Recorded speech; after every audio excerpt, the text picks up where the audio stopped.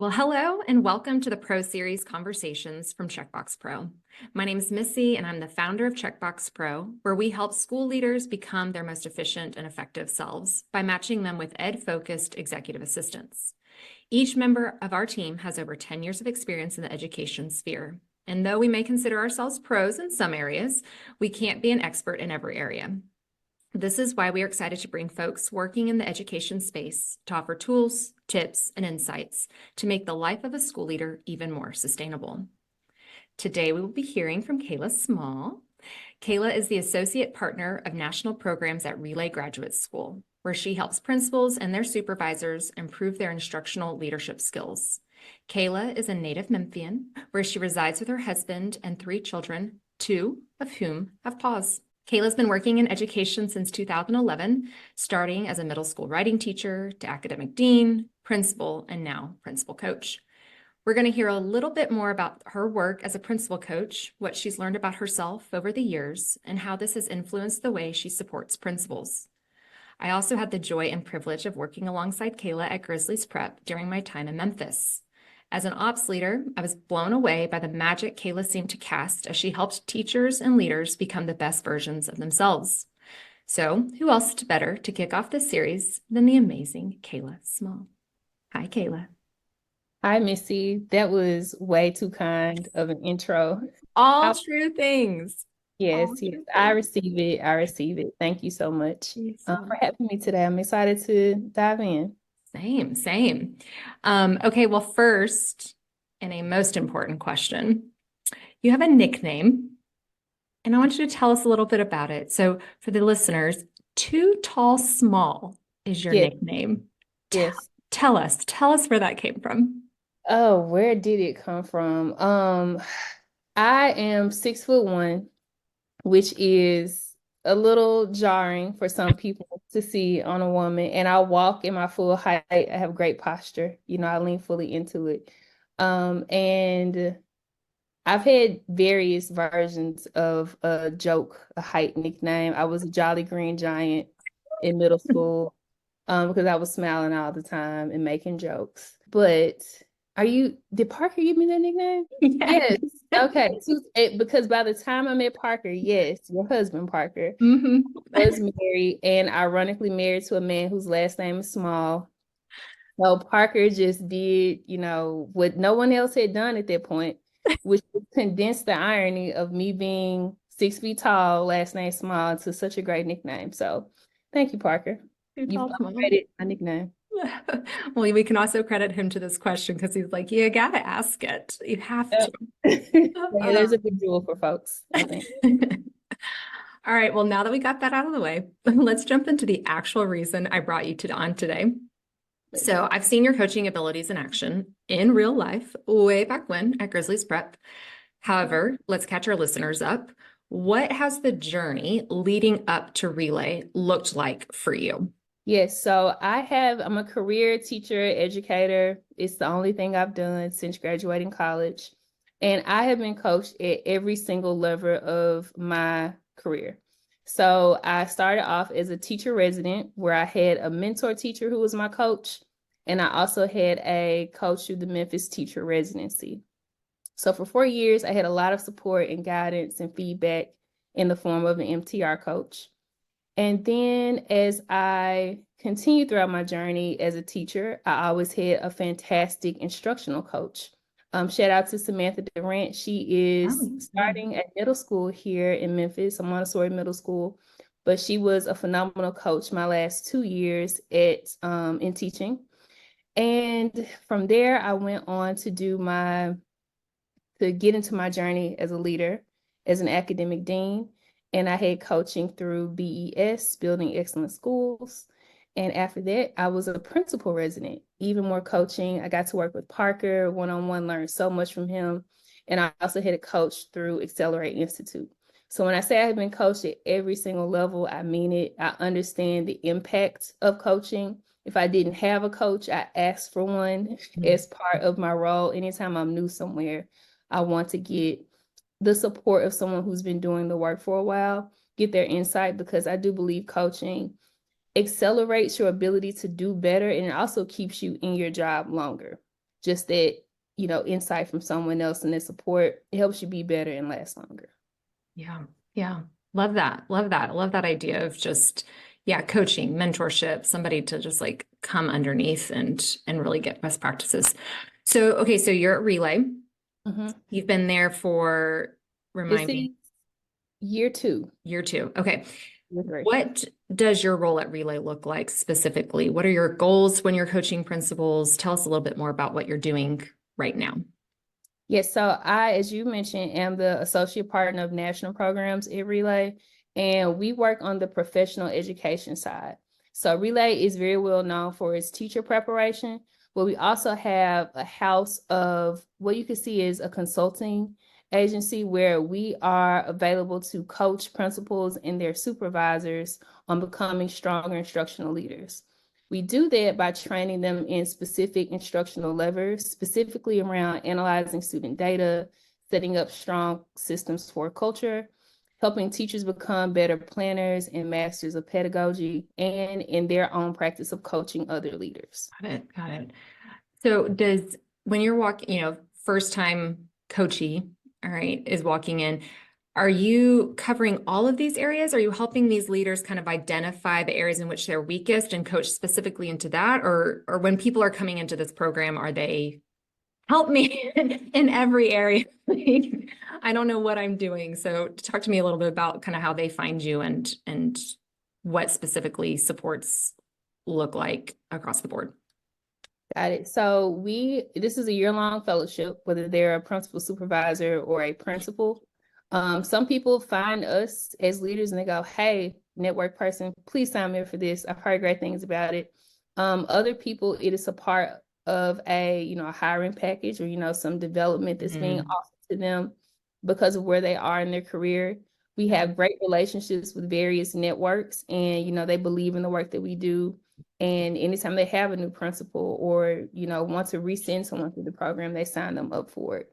And there's a lot of option and flexibility. So we offer all of these levers, but it's up to the leader to opt into which one they really want to lean into.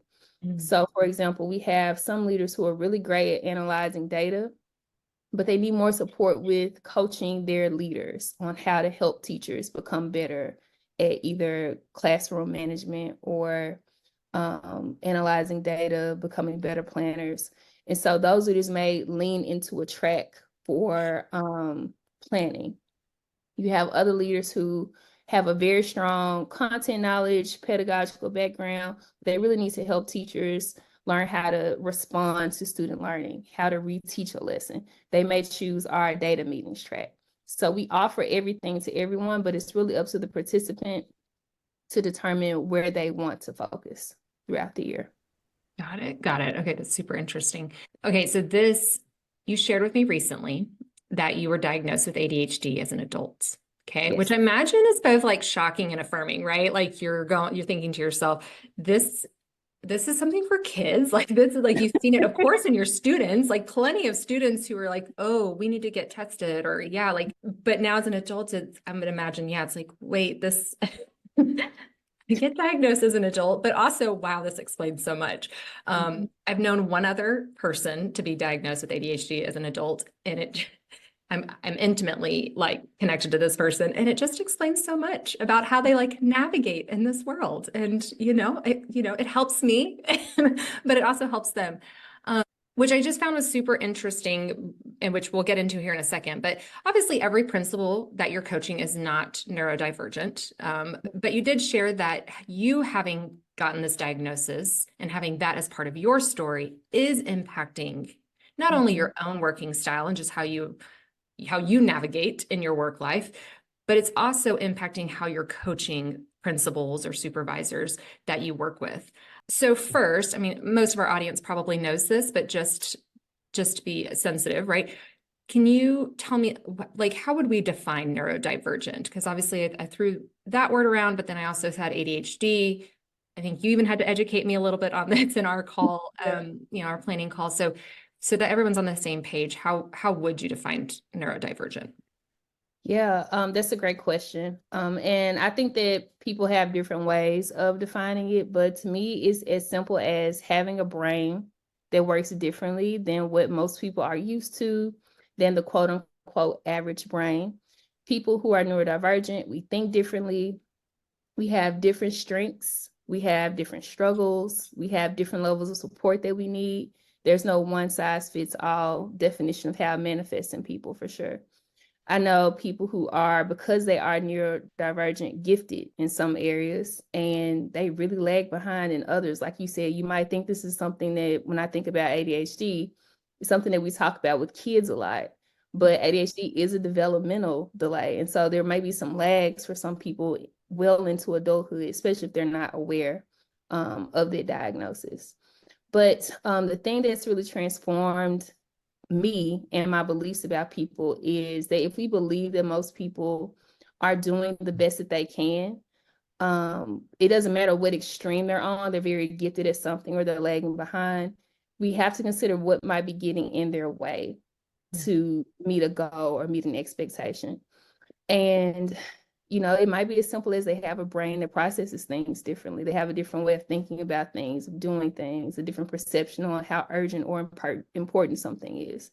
So I think overall, my diagnosis has helped me have a more compassionate and support-minded mindset about people development.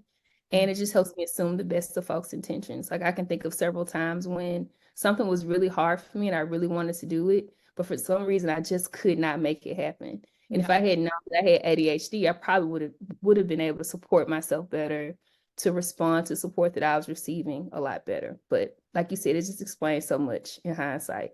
And I try to just be compassionate and supportive of people, whether or not there's a diagnosis there. I think it's just a good way of thinking about coaching.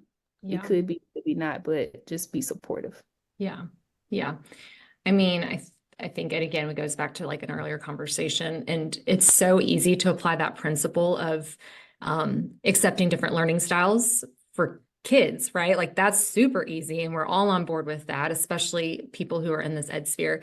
It's a lot harder to apply that same principle, that same grace, that same compassion to professionals, right? Like we're thinking to ourselves, like, you're a principal, okay? Like you should have this together. And these principals feel like they need to have it together, and in a lot of ways need to have it together in order to accomplish like the mission of their organizations. Yet, like they're still people, right? Like they're still people who just need the support and the time for reflection to figure out like, yeah, what's working best for me, and how can I overcome or provide for myself those supports that maybe I wish I had a little bit earlier. Okay, so you talked a little bit, I mean, about, I guess, maybe I kind of want to get a picture of what a coaching session with you looks like and this can be for a person who is neurodivergent, or can, just because again, I think you implied, right? Like the principles you're bringing into those sessions are the same. It is just keeping yourself open to listen, right? To listen and kind of really identify what that person is struggling with and like lean into those a little bit more. So having that framework, what does a coaching session look like with you? Maybe a first time coaching session. You're just getting to know this person. Oh, that's a great question. I've got to think back to what we do in those first sessions. I would say that it's really important to me to start to build a relationship with the person that I'm coaching, because it takes a lot of trust to have a successful coaching relationship. This person has to know that I care about them. I care about their school, about their students. And there are certain things that I need to know in order to build their trust. And so I really try to get to know the leader, what has brought them to this point, how they see themselves in their career. Like, where are you? What are you trying to learn? What are you trying to get better at? What is your big goal for this year, not only for your school and for your students, but for yourself? What do you want to get better at as a leader? So their first session is really getting to know the leader in their school, in their context. I want to know, are there any changes that have happened this year? What curriculum are you all using? What's been hard for you up until this point in the year? What has been really easy? What are some early successes that you've seen? So I try to learn as much as I can. And then we can map out a short-term set of goals until I can actually get into their school. And so from there, once we've had our first virtual meeting, we schedule a site visit where I come to their school. Wow. We walk. Wow. Yeah. And I really think it's hard to coach someone if you're not there with them, if you're not walking into classrooms with them, if you're not doing co-observations and listening in the hallways, talking to teachers. It's such an important part of, being on their team as their coach. So we do the site visit. And one thing I have been coached to do in my coaching is do a diagnosis of the school. And so Okay. we think out what is the student achievement gap? Like, what are students not able to do in classrooms? Then we think about, okay, what might teachers be doing or not doing to contribute to that gap? And then what might the school leader be doing or not doing to contribute to that teacher gap?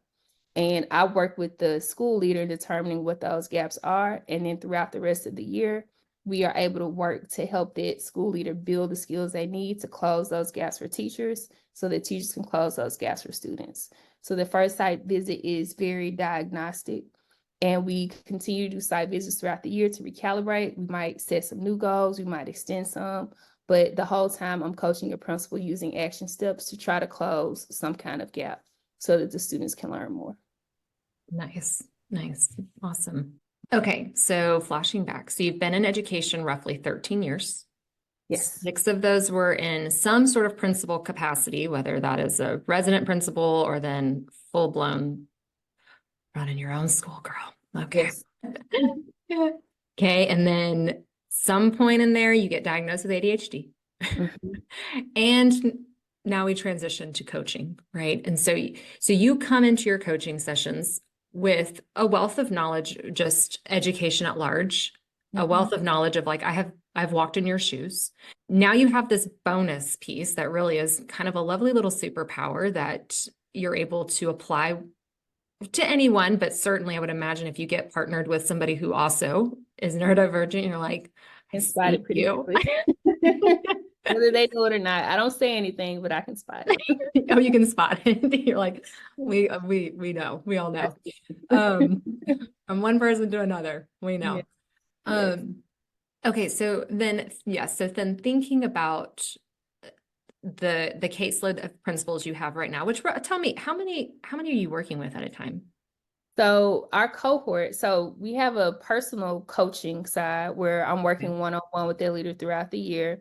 Okay. This year I have 3 leaders that I'm working with in that Okay. capacity. And then the national cohort, we work with roughly 300 principal supervisors and principals. So think of it as like my very big classroom. Then I have a very small group that I work with in addition to that. Wow. Yes. That's okay. That's a lot of it. And it's 1 year cohort. Like each person is there for 1 year. Like that's their cohort. Like, okay. Wow. Okay. Can people sign on for a second Yes. So we subsequent years? have, yes, we have an, what's a good way to think of it? An additional year that you can sign on for is our alumni refresh. And that is much more opt-in, where you may want to continue to work in the lever that you have decided to focus on. You may want to brush up on your skills within that lever. Or you might go, I really focused on data meetings last year. I want to see what planning meetings are about and how I can use them in tandem with each other. I've mastered this one. I'm ready to, launch into the basics of the next one. And so we're always open for folks coming back. We have a few people that do every year, or they may send another leader just to have someone else on the team who's well versed in those levers. Very cool. Gosh, that's so helpful. Like it's so helpful. All right, so 300-ish principals or leaders or, supervisors that you're working with all across the country.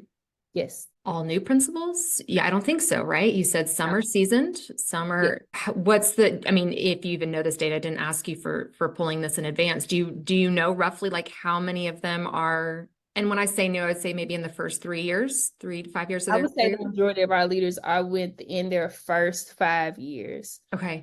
But we tend to have, like I said, great relationships with districts and networks. And my impression is that what happens whenever you come to this district or to this network, whatever school it might be, if you haven't gone through Relay, you will go through Relay. So you can be in year 10 and be a principal fellow with Relay because the school or the network wants you to understand how they do things. They want you to have insight on the existing processes in the school, because the levers are really strong. They've been proven to lead to outcomes for student achievement. Our partners are, like I said, very invested in the work that we're doing. And so we could get a leader at any point in their career. This isn't necessarily coaching specific, and it doesn't have to be specific to your crew that you're working with, but just think, what would be like some advice, or like, what do you think like a leader or principal in their first 5 years needs to hear? And what is something a leader in, seasoned veteran, whatever we want to call them, right? What do they need to hear at their stage of career and where they are? Do you have some words of wisdom or encouragement? For sure. I think I've got a lot to learn before I can call myself wise in this space. But what I can confidently say is, for a new principal, that in the first couple of years, everything can seem like it's super urgent. Everything can seem like it's on fire. Everything's going off at the same level, but you can't do everything in 1 year. Some people will say you can, but I'll say you can't do everything well in 1 year. Yeah. But you can narrow your focus, and you can do a few things very well. I would recommend doing something similar to what we do when we're coaching folks, which is diagnose your school. If you don't have a coach, like, take that cheat sheet and think about what are the top 3 things at the most that you want to improve this year. What's your student achievement gap? What might your teachers be doing that's contributing to that? What support do you need as a leader to help your teachers? Pick 3 things and narrow focus on those for your first couple of years. Yeah. Once you master something, take it off, add something else on.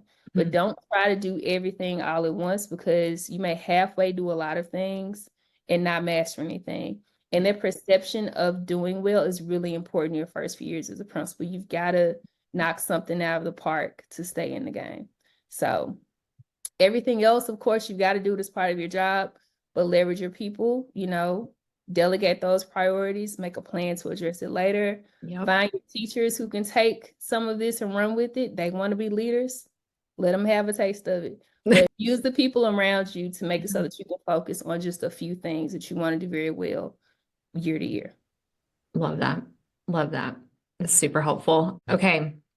Oh, seasoned people. Oh, yes. Thank you. Sorry. I was just like, I was tracking with the newbies. I was like, Gotcha. Yeah. And then for seasoned principals, I would say that we hear a lot about leadership styles. Like, I'm this type of leader. I'm a transformational leader. I'm a visionary leader. I'm a coach's coach or something like that. And I think we try to be that leader for our schools, but our schools' needs should determine what kind of leader we show up as. And our schools' needs might change year to year. So I think, in my opinion, that the best leaders are the ones that can adapt their leadership style to the needs of the school. You've got a lot of different types of leaders in you, and you change the leadership style based on what your school needs. Sometimes even based on what a teacher needs, right? Like, every teacher doesn't need the same type of leader. yeah. I think that, well into your career, you should be thinking about how you can be more like a chameleon, like not being fake, still being authentic, but being able to change the tools that you're using to get to the outcome that your students and your teachers need you to. Just, you've got to be able to change and adjust, even if you're 20, 30 years into the game. Which, the assumption would be that they've mastered some of those other things that those new leaders are working on, right? Like you get to now be a little bit more creative. Once you've Right. you've gotten the foundation built, now you can be a little bit creative and be a chameleon. So that makes a lot of sense. People say you can, once you learn the mold, then you can break it. Great. Say, Yeah. for a seasoned principal, think about breaking the mold.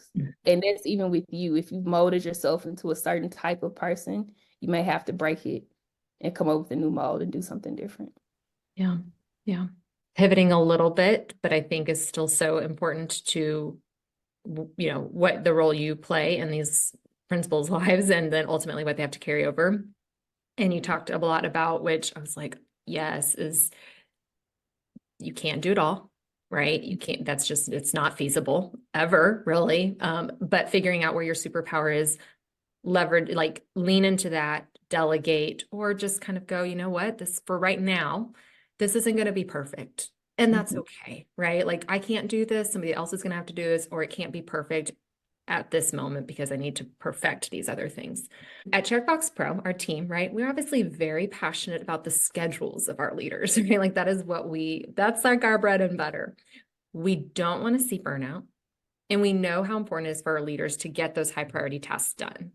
They all say it. I need more think time to be able to focus on these things, but I can't because I have all of these other fires, legitimate fires, right? Like HR concerns. We've got a late bus we've got to deal with, like staff calls out. We have a disgruntled parent in the front office, snow days, like you Memphians, right? Like, and Yes. Texans, like we don't know how to do it. So we ends up with whole weeks off of school for ice. So just really things that are going to disrupt their daily schedules, and best laid plans end up kind of getting blown up. Yeah. So in light of this, right, like this legitimate struggle that principals are facing, what are some common mistakes that you see principals make when it comes to like setting their schedules or maybe setting their priorities or setting their calendar, however, I mean, and maybe think of it in what makes the most sense for you. Obviously at Checkbox Pro, we're very much like to our schedule, but yeah, like what advice do you have for principals who need to navigate this real reality of a day-to-day in the school while also still getting those high priority tasks done? Yeah, so that's why you can't focus on everything, right? Because you literally don't have time for that on your calendar. Your calendar is finite. It's got a certain amount of hours and minutes every single day. If you try to put everything in your job description on your calendar week to week, of course, you're not going to get anything done. But if you've narrowed your focus to the top 3 things, like I said, max, it might just be one thing per year, and your calendar reflects that timing or that priority, you've got a much better chance at getting good at something quickly. For example, if you've said that you want teachers to receive more one-on-one coaching for the first quarter of the year, your calendar should reflect it. Once you've scheduled that time for those teachers and you have scheduled your own prep time for it, you schedule when you're going to observe them, think about again how you can use the other people on your team to kind of block that time for you. So any fires that pop up, is there an AP who can cover it? Can you lean on your district manager to, not have you in meetings during this time? Like what other protections can you make for that time so that you can align your calendar to their priority, knowing that this is just for the first quarter. Yeah. Or for the first quarter, I want to be in hallways more. I want to do more cafeteria duty because I want a better pulse on what's happening with my student culture. Yeah. Whatever your priority is, block off that time on your calendar to reflect that and ask for help with being able to meet your priorities on your calendar. Yeah. And then once you're good at that, I would say that a pitfall that I see in a lot of principals, and it's because of what you said, so many things are popping up, but they're not spending enough time in classrooms, and that's when that's where it's happening. And a lot of principals are relying on like the self-reporting of teachers about what's going on in class, whether that's, in a one-on-one check-in, they ask the teacher how things are going, they look at some student work, they haven't actually gotten to see their teacher in action.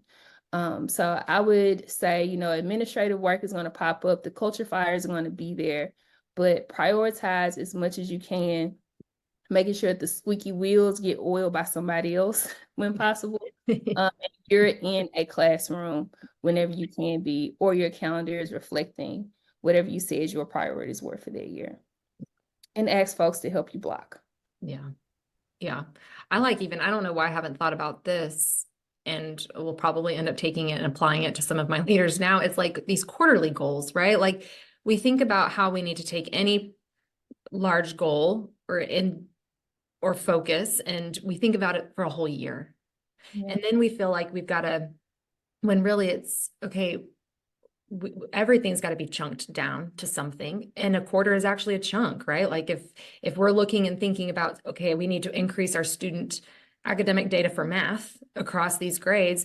Okay, well, okay, and what, right? So it's like, okay, well, quarter one, I got to figure out what's wrong, right? So I need to be in classrooms for quarter one to figure out what's going on in the class, right? Quarter two might just be great. Now I'm going to increase the amount I'm checking in with these teachers in my math department, right? Quarter three might be like, oh, we found out what was wrong. Our curriculum's not strong enough, right? So quarter three is going to be, we're going to research curriculums, or we're going to go and send to best practices. Like we're going to spend a lot of But yeah, just thinking quarters is such a natural break, and it gives you enough time to where it's like, well, you know, it gives you a large enough sample size, but also um small enough that you like kind of have a little bit of a fire where you're like, I kind of got to get this done. Like, because like next quarter I need to be focusing on the next thing. So Usually quarters are separated by a break, so you literally have just that amount of time, and then the kids are gone, the teachers are gone, and you have to do something in yeah. response to what you did for that quarter. Yeah. But yeah, like you said, chunking it down into smaller goals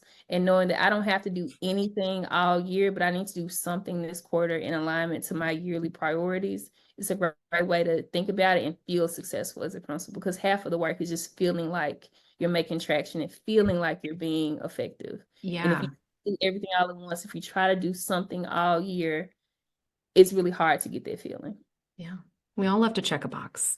We all love Exactly. it, right? Yep. Okay, we are nearing the end of our time, so I've got a couple more questions. This one is just to kind of wrap up, right? Like, so if everybody skipped through the first part of this, this talk today, what are 2 to 3 tips for a principal or a principal coach, somebody, who's in that supervisory role? What would those 2 to 3 tips be for that person?